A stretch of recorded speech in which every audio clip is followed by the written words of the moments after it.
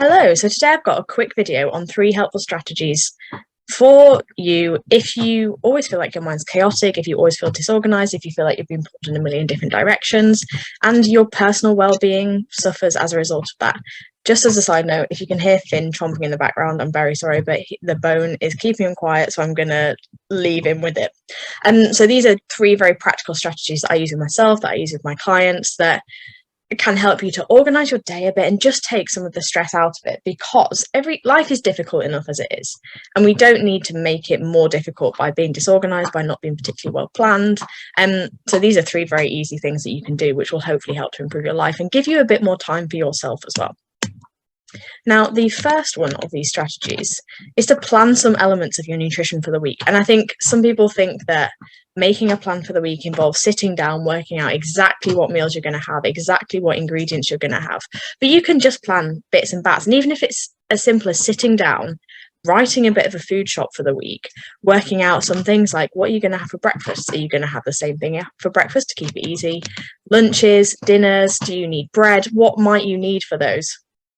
Even just working out the type of meal that you're going to have. So like Monday's going to be pasta, Tuesday's going to be salmon, Wednesday's going to be steak, whatever it is. Snacks around those, making sure you've got plenty of fresh fruit and veg. Like a bit of advanced planning means that you don't end up with a soggy apple from Tesco Express. It means that you end up with some quite nice fruit that you really fancy eating.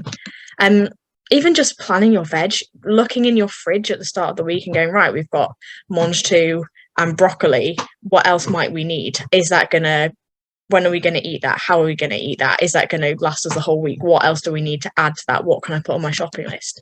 Planning your protein sources. I have clients that do this, that plan their evening meal, but just plan the protein source and kind of just roll with the rest of it. So whether it's knowing that on one night they're going to have chicken and they don't know if it's going to be fajitas or if it's going to be chicken pasta or what it's going to be, but they know that that's what they're going to have in, and it just helps to reduce some of the decision making that they have to make in the moment, which leaves a lot more mental space for doing more fun things than choosing what you're going to have for dinner.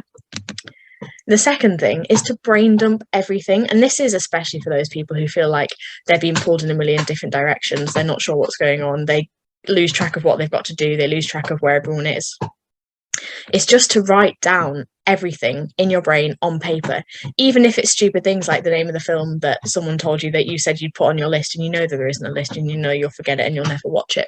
Little things like that, jobs for the week, tasks for the week, what you're going to do when you fancy doing it, birthdays you've got coming up, things you need to prepare for, someone needs a packed lunch on Wednesday, whatever it is, just get it all down on paper. And I like to do this before I go to bed, which helps to settle my brain a bit, either before I go to bed or first thing at the start of the week. Get down everything that I need to do in a big list and add to it during the week, and then just tick it off. You can also prioritize the things that you need to do most.